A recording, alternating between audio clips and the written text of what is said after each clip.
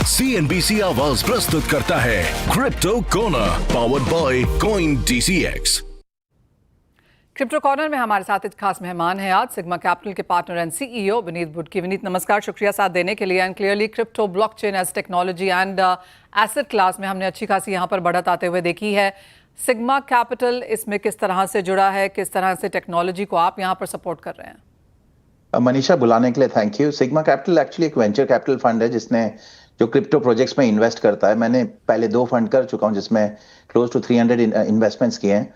आप जैसे मार्केट में देखते हैं टॉन, सुई, सोलाना, ये सब हमने पहले इन्वेस्ट किए हुए हैं पिछले 4 सालों में। तो इस टेक्नोलॉजी को बढ़ाने के लिए, एसेट क्लास को बढ़ाने के लिए हम लोग स्पेसिफिकली ग्रेट प्रोजेक्ट्स और ग्रेट फाउंडर्स लाते हैं और उनमें इन्वेस्ट करते हैं।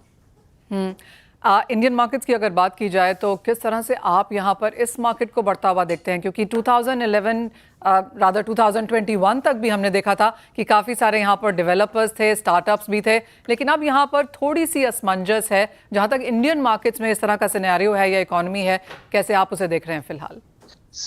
इंडिया जो है बहुत बड़ा डेवलपर मार्केट है। अगेन, जब भी हम क्रिप्टो की बात करते हैं यूजुअली इंडियन कॉन्टेक्स्ट में, तो लोग हमेशा टोकन खरीदने और बेचने की बातें करते हैं कि ये टोकन ऊपर जाएगा और ये नीचे जाएगा। हम as venture capitalist always adoption की बात करते हैं कि एक्चुअल में कोई यूज कर रहा है कि नहीं कर रहा है। और इंडिया में धीरे धीरे एडॉप्शन यूज केसेस आ रहे हैं। एक इन्वेस्टमेंट जो हमने की है वो गेम्स बना रहा है और ये गेम्स प्लान्ड है टू गो अक्रॉस इंडिया काफी सारे मोबाइल नेटवर्क्स में। सो इंडिया में एडॉप्शन धीरे धीरे आ रही है। पॉलीगॉन इंडिया से आया था, अगर आपको याद होगा, संदीप ने पॉलीगॉन बनाया था। तो यस, इंडिया में आ रही है एडॉप्शन, इस स्पेस में आ रही है जैसे यूएस में आ रही है नहीं, बट डेफिनेटली रही है। ऑलराइट विनीत, अगर हम बाकी एशियन कंट्रीज या फिर मिडल ईस्ट से कंपेयर करें, इंडिया की ranking in sense of adoption in investment high है, लेकिन जहाँ तक टेक्नोलॉजी है, जहाँ तक स्टार्टअप्स की बात है, और जैसे आपने कहा ऑफ कोर्स काफ़ी सारे नए वेंचर्स यहाँ पर हैं, लेकिन क्या प्रॉफिटेबिलिटी है आगे जाकर, किस तरह का ये मार्केट आप देखते हैं? और India in comparison to other Asian peers कैसा है? अगेन इंडिया, मैं पिछले 15-20 साल से इंटरनेट पे भी रह चुका हूँ और हमने हमेशा देखा है कि पहले यूएस में टेक्नोलॉजी आती है। Amazon.com यूएस में बनी थी। बिनी बंसल ने अमेजन में 1 साल काम किया था, उसके बाद जाके फ्लिपकार्ट बनाया। तो हमेशा टेक्नोलॉजी यूएस से यूरोप जाती है और यूरोप से सिंगापुर आती है और उसके बाद इंडिया में आती है। तो क्रिप्टो में भी सेम ही केस है। इंडिया थोड़ा लैगिंग है, मतलब technology wise, adoption wise.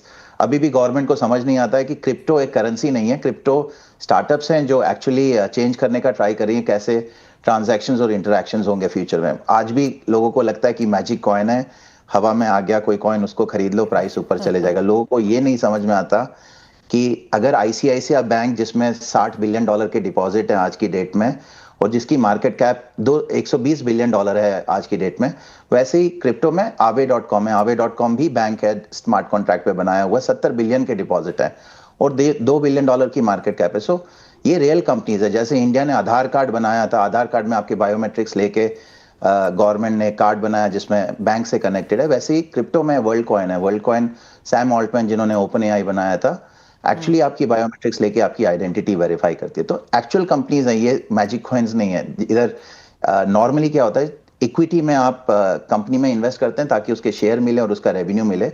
Tokens में प्रोसेस ओनरशिप होती है। तो ये समझना बाकी है, बट अदरवाइज इंडिया में डेवलपर एक्टिविटी काफी है, प्रोडक्ट्स बन रहे हैं, फाउंडर्स बाहर आके बना रहे हैं और ग्रोथ है।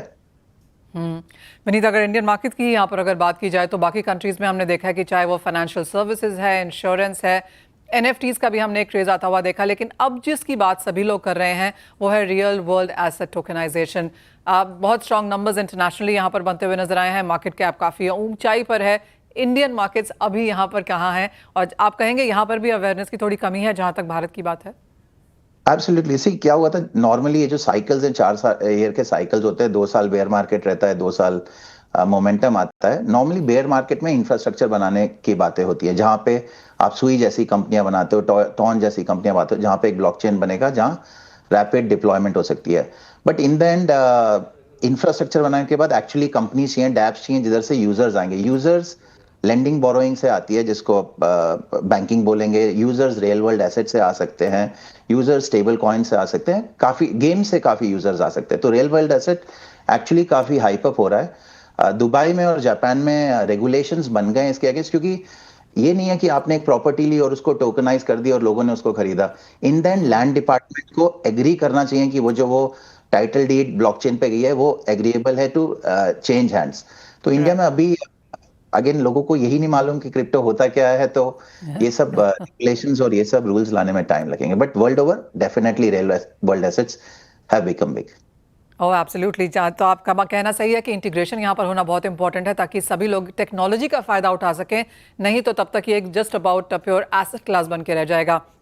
विनीत, एक फाइनल क्वेश्चन, सभी मार्केट्स को, सभी एसेट क्लासेस को यहाँ पर यूएस फेड की अनाउंसमेंट का इंतजार है। हमने काफ़ी हद तक सभी क्रिप्टोज को ये फैक्टर इन करते हुए भी देखा है। आपकी क्या सेंस है, क्या इंपैक्ट बनता हुआ देखते हैं आप ओवरऑल प्राइसिंग इन्वेस्टमेंट के तौर पर क्रिप्टोज में लीडिंग टू यूएस फेड? जब भी हम लोग पर्सनली इन्वेस्ट करते हैं तो देयर आर टू थिंग्स जो हम क्लियरली देखते हैं। वन होता है external parameters, news like Fed का जो इंटरेस्ट रेट कट होने वाला है, उससे रिस्की एसेट्स में पैसे डेफिनेटली जाने वाले हैं। But again the second 50% of evaluation goes कि कंपनी क्या कर रही है, कंपनी का फाउंडर क्या है। देखिए, अगर इंडिया में टैरिफ लग गए तो भी रिलायंस एक अच्छी कंपनी है, जिधर mister Ambani is a founder and his team actually deliver कर रहे हैं, प्रोडक्ट्स बनाते जा रहे हैं। तो पॉइंट है कि ये चीजें मैटर करती है क्योंकि इससे मार्केट्स अप एंड डाउन जाते हैं, but in the end company भी तो काउंट करती है और उसका फाउंडर और फाउंडिंग टीम का कैपेबिलिटी, कैपेसिटी और विजन इंपॉर्टेंट है।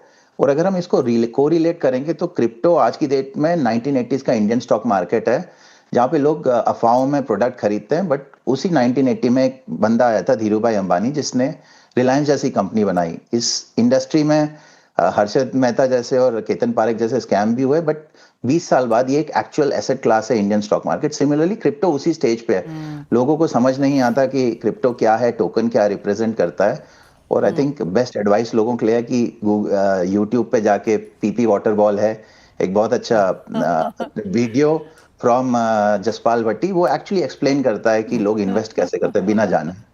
Right, absolutely. और ये सिर्फ क्रिप्टो के लिए नहीं है, बाकी एसेट क्लासेस के लिए भी है, इवन इक्विटीज में फॉर दैट मैटर। जानकारी लेना यहाँ पर बहुत इंपॉर्टेंट है। विनीत, वो बहुत बढ़िया कॉन्वर्सेशन थी, थैंक यू सो मच हमें यहाँ पर ज्वाइन करने के लिए। वेल, इसी के साथ फिलहाल इस कार्यक्रम में इतना ही समय है, लेकिन आप बने रहिए हमारे साथ CNBC आवाज पर।